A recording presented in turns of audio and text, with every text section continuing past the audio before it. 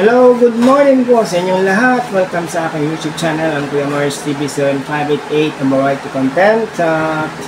Meron po tayong unboxing ngayon. Ito ay galing sa TikTok Shop at ang kanilang courier ay JNT Express. At ito ay dineliver sa akin ni Jeniel Cortez, ang kanilang delivery rider.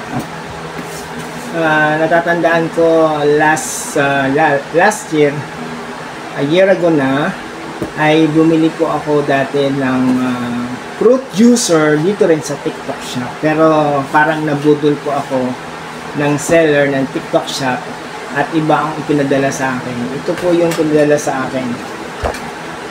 Lemon squeezer. Ang nakalagay po doon sa binibenta ng seller ay fruit juicer.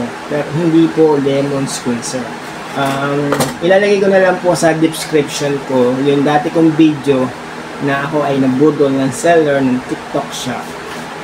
Ilalagay ko po dyan sa aking description yung dati ko ng unboxing tungkol sa fruit juicer. So ngayon po, ito naman po ang ating i-unbox para maipakita ko sa inyo na sana tama na yung i-deliver sa atin ng seller ng TikTok Shop. Kasi birin nyo naman, 199 pesos yung binayaran ko. Tapos, ang pinadala sa akin ito, lemon squeezer. Ayan. Lemon squeezer. Iba naman po yung fruit juicer sa lemon squeezer. Ikaw ba naman mag-o-order ka ng lemon squeezer na ganito lang? Katamaran na. Ang dali lang naman magpiga ng lemon o kaya ng kalamansi. Magpipiga pa sa ganito. Ang naano po natin ay fruit juicer. Kasi ang fruit juicer, kailangan mong, halimbawa, mansanas yung aanin mo, pipigain mo siya sa isang manual katulad dito. Mabuti pa buksan na natin para maipalawanan ko sa inyo ng tama. So ito po ay galing sa JNT Express. Ayan, at galing din sa TikTok Shop. Ayan, TikTok Shop. Ganon din ang ginawa ko nung una, a year ago na nag-unbox ako nung in-order ko sa TikTok Shop. Pinakita ko rin na saan galing at saan ko biniling shop. So, eto na po. Siguro, ano na to, legit na fruit juicer na talaga. Kasi, tignan nyo naman yung balot. Ang laki. Kesa dito sa isa na to. Ano po ba? So, ayan na po. Bubuksan na natin para malaman nyo na kung ano talaga itong nasa loob na ito. Malaman din natin kung legit na legit yung pinadala sa atin ng seller. Kasi nakachat ko pa naman siya. Ito kasi nag-complain ako, wala naman nangyari. Rin nyo, 199. Ngayon magkano na lang siya? 170 pesos na lang. Sabi ko nga sana tama na itong i-deliver nila. At dun sa chinat ko, sabi ko, sana totoo na yung, kasi dati ako, bumili na rin ako, nag-order na rin ako dati, pero iba yung binigay sa akin. Hindi man lang nagkaroon ng refund.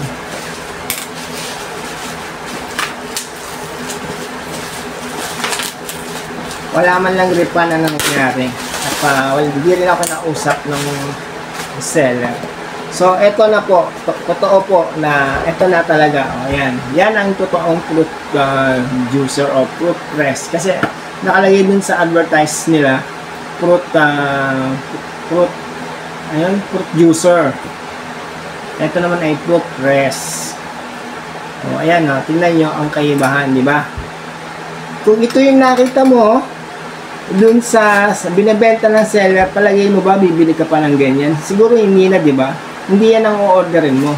Pero kung ganito yung nakikita mo na nakalagay dun sa binibenta ng seller, natural bibilin mo kasi nga magandang pang halimbawa mansanas, gagawin mong juice o mapipiga dito. Ito hindi siya mapipiga kasi pang lang to lemon at kalamansi lang, di ba? So ito na po ang ating in-order. So, bubuksan na rin natin. Ayan. Walang cut yan walang cut ang ating para kung sakali mang meron siyang sira, at least nakikita sa video. Ayan.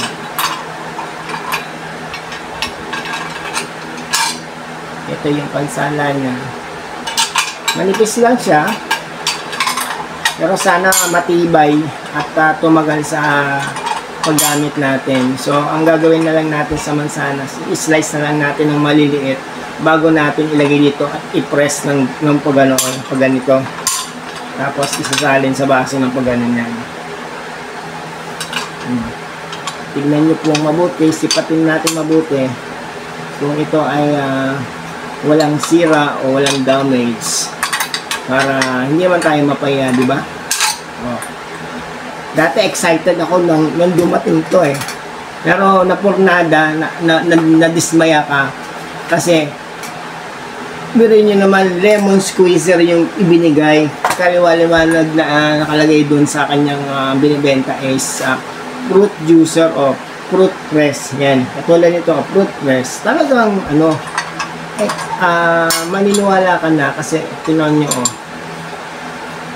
ito na yung pinadala nila sa akin.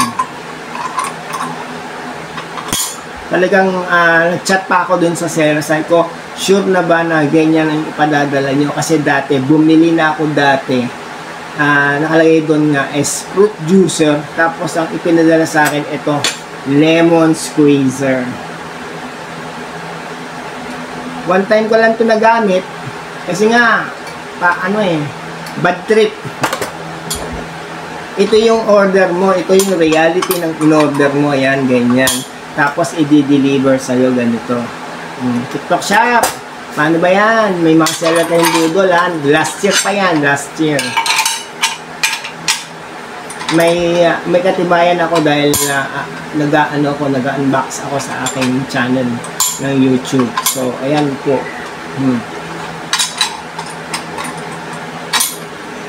Maganda siya. Pero sana matibay. Para pagka, kasi di ba mansanas, pag nilagay mo ganyan, medyo matigas. Ipo-press mong ganon. So, sana hindi siya maputol kaagad o ano man. So, pagka bumili ako ng mansanas, ipapakita ko sa inyo, i-demo ko sa inyo kung paano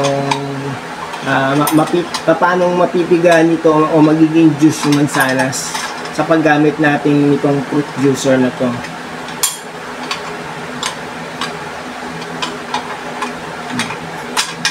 Ayan yung kanyang strainer para siguro kung lemon yung pipigain mo, yung buto ma-strain dito, masasala dito.